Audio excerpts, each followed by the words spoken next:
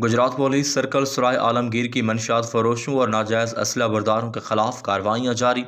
3 मुलजमान गिरफ्तार। लाखों रुपए मालियत की 1 किलो से ज़ायद चर्स, 10 लीटर शराब और नाजायज़ असलह बरामद। तफसीलात के मुताबिक DPO गुजरात राना उमर फारूक की हिदायत पर और DSP सराय आलमगीर सर्कल डॉक्टर मुमताज़ अहमद मेकन की ज़ेर निगरानी SHO थाना सिटी सराय आलमगीर रहील आरिफ ने अपनी पुलिस टीम के हमरा मुख्तलिफ कार्रवाइयों के दौरान 2 मंशियात फरोशों को गिरफ्तार कर लिया।